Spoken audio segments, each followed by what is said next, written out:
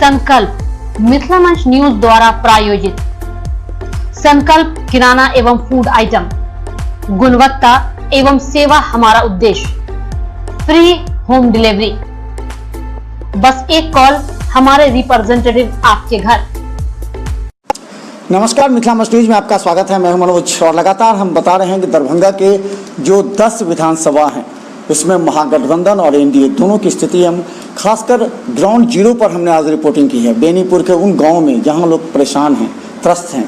हमने आपको अलीनगर के दिखाया, उस जगह में गौराबोराम से भी दिखाया। देखिए किस रास्ते से, जब हम पाली से हम बोराम आए हैं, रास्ता आपने देखा होगा। यहाँ से मंत्री हुए थे मदन सैनी, यहाँ के विधायक भी थे, लेकिन इस स्थिति की हालत है। लेकिन हम बता दें, अभी थोड़ा सा हमारे साथ शमसे आलम जी हैं, राष्ट्रीय जनता दल के जो टिकट के प्रबल दावेदार थे। हम लगातार संपर्क में थे और जिला उपाध्यक्ष भी हैं राष्ट्रीय जनता दल के। हम लगातार संपर्क में थे, किनको किनको टिकट मिल रहा था। हमने जिस को बताया कि टिकट मिलने की संभावना है, सूत्रों के हिसाब से लगभग टिकट मिला। लेकिन यहाँ पर जो उस समय की स्थिति थी, हम बता दें कि आपने भी पैसा खर्च करके होटल में रह करके 1 महीना तक आपको आश्वासन भी मिला कि टिकट, हालांकि 9 प्रत्याशी थे तो संभावित। तो क्या लगता है कि आप उस समय क्या स्थिति थी, आपको क्या आश्वासन मिला था? 9 लोगों ने पार्टी के तरफ से यहाँ से आवेदन किया था टिकट के लिए, और उस 9 लोगों में एक हम भी शामिल थे।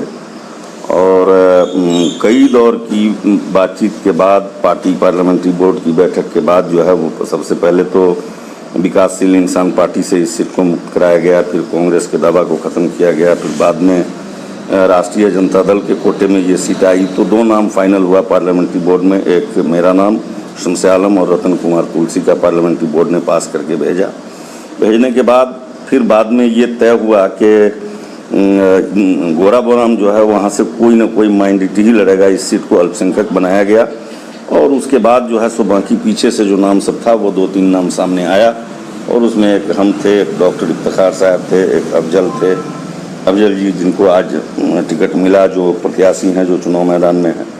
तो इन 3 लोगों का नाम बड़ा स्पीड में चल रहा था, और हम लास्ट टाइम तक, जब तक सिंबल आवंटित नहीं हुआ था, तब तक मुझे बड़े नेताओं से, माननीय तेजस्वी यादव, नेता प्रतिपक्ष श्रीमती राबड़ी देवी, श्री भोला प्रसाद यादव और अब्दुल बारी सिद्दीकी। अच्छा, क्या लगा कि भोला यादव जी और अब्दुल बारी सिद्दीकी 5 विधानसभा क्षेत्र के अगर चुनाव हारती है राष्ट्रीय जनता दल, तो क्या ये दोनों आदमी की जिम्मेवारी तय होनी चाहिए? क्योंकि काफ़ी उलटफेर हुआ। भोला यादव बहादुरपुर से लड़ रहे थे, हायाघाट चले गए। जो आर के चौधरी खुद काम कर रहे थे हायाघाट में, उनको बहादुर भेजा गया। अलीनगर की जगह सिद्दीकी जी चले गए कोटी में। तो क्या लगता है कि लास्ट तक गौराबोराम और अलीनगर को रोक के रखा गया अंतिम समय तक? तो क्या लगता है कि इसका भुगतना पड़ सकता है राजद को? एक सीट दरभंगा ग्रामीण था जो फाइनल ललित यादव के लिए आरक्षित था, ललित यादव को ही लड़ना था। बाकी बची हुई राष्ट्रीय जनता दल की सभी 6 सीटों को इन दोनों नेताओं ने चेक करके रखा था। जो 3 सीट केवटी, अलीनगर और गोराबोराम पर डिसाइड करना था इनको, अब्दुल बारी सिद्दीकी साहब को, और हायाघाट, बहादुरपुर और शहर से कहां से कौन उम्मीदवार होंगे ये डिसाइड जो है वो भोला यादव को करना था। उनको निर्णय लेना था कि हम कहां से लड़ेंगे। और फिर उन्होंने ही सेटल किया कि जब वो चुनाव लड़े हायाघाट से, तो हायाघाट के जो सिटिंग MLA थे उनको शहर में सेट किया गया, और हायाघाट से पिछली बार जो आर के चौधरी चुनाव लड़े थे उनको बहादुरपुर में सेट किया गया।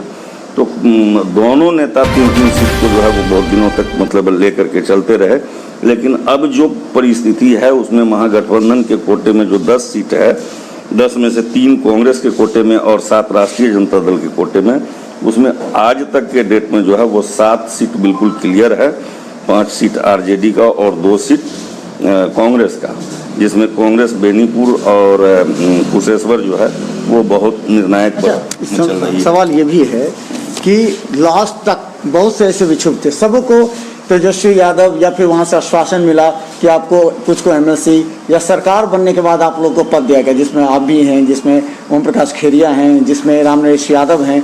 तो इस तरह कई ऐसे प्रत्याशी प्रबल दावेदार थे। तो क्या लगता है ये छलावा है, या फिर आप लोगों को किसी तरह बहकावे में, ताकि आप किसी तरह इस सीट को मजबूत कर सके, इसे लेके कहा गया? देखिए ऐसा है कि हम गए थे, अभी लगातार हमारी बातचीत हो रही थी। भोला बाबू का भी फ़ोन आया था, अब्दुल बारी सिद्दीकी का भी 2-3 दफ़ा फ़ोन आया था। परसों हम गए हुए थे केवटी में हमारी बातचीत उनसे हुई, और माननीय नेता प्रतिपक्ष तेजस्वी यादव से भी बातचीत हुई। क्या दे देंगे, क्या कर देंगे, ये सब बात तो नहीं है, लेकिन इतना बात जरूर है कि उन्होंने कहा कि जब पार्टी की सरकार बनेगी, हम लोग सरकार में आएंगे तो अपने जो पुराने लोग हैं उन लोगों का सम्मान किया जाएगा, उन लोगों को सम्मान में किसी तरह की कोई कमी नहीं होगी और हम लोग हैं और देखेंगे। आप लोग पार्टी उम्मीदवार के लिए जाकर के काम कीजिए और उनको जितवा करके लाइए। अंत में जब अफजल अली और जो इस डॉक्टर इजहार अहमद का नाम आ रहा था, तो उस समय क्या लग रहा था आपको कि क्या अगर इजहार अहमद को मिल जाता टिकट तो ये सुरक्षित हो सकता था राजद के लिए? क्या अभी इसमें सस्पेंस बरकरार है अफजल अली को लेकर के? देखिए, डॉक्टर इजहार अहमद का प्रश्न ही नहीं था। डॉक्टर इजहार अहमद की ऊपरी चर्चा शुरू हो गई थी। ऊपर जो है डॉक्टर इजहार अहमद चूँकि खुद भी मीडिया से जुड़े हुए हैं, प्यारी उर्दू पेपर उनका चल रहा है, तमाम मीडिया के लोगों से उनके रिलेशन है, इसलिए वो एक इस तरह का हवा बना रहे थे। लेकिन पार्टी कार्यालय से लेकर के तेजस्वी यादव और अब्दुल बारी सिद्दीकी की यहाँ तक कोई चर्चा नहीं थी, सिर्फ मीडिया में इस बात की चर्चा थी।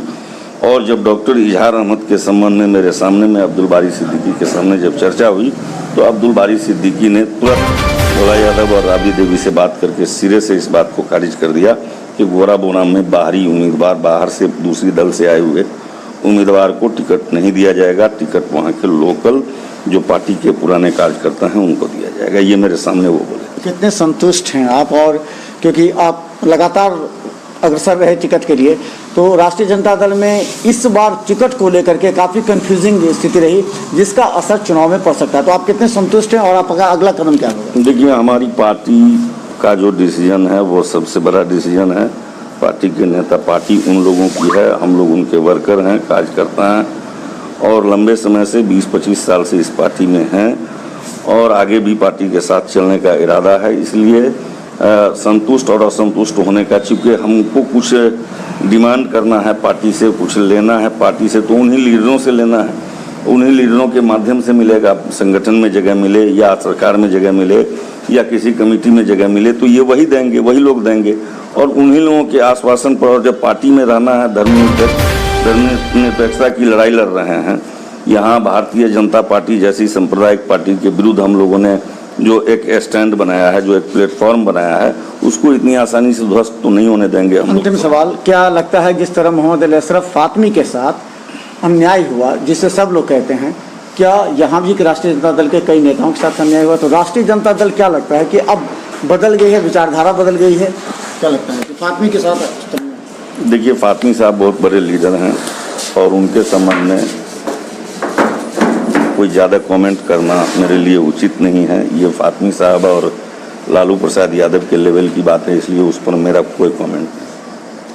तो बता दें, शमसी आलम हमारे साथ और लगातार चुनाव सीटों को लेकर के जब चल रही थी पटना में वार्ता, तो सूत्रों के मुताबिक हम लगातार दिखा रहे थे दरभंगा के महागठबंधन के 10 विधानसभा, और हमने जब एक खबर चलाई कि ऋषि मिश्रा को जाले से सीट मिलने पर अल्पसंख्यक नाराज हैं, तत्काल उस सीट को बदला गया। यहाँ तय था कि ऋषि मिश्रा को मिला। कई जगह ऐसी सीटें थी जिसका हमने विश्लेषण करके दिखाया था कि कहाँ से कौन जीत सकता है, किसे सीट मिलेगी, तो लगभग वो तय हुआ। तो मिथिला मस्जिद पर लगातार देखें, हमारे साथ शमसी आलम हैं जो टिकट के प्रबल दावेदार है। हालांकि उस समय नाखुश थे, नाराज थे। जब पटना से निराश होकर के वापस लौट रहे थे तब हमने उनके बातों में जो निराशा झलकी, हमें लगा इस चुनाव में वो लोग राजद को मदद करके जिता सके। देखते हैं मिथिला मस्जिद पर हर अपडेट खबर यूट्यूब में सब्सक्राइब कर। धन्यवाद।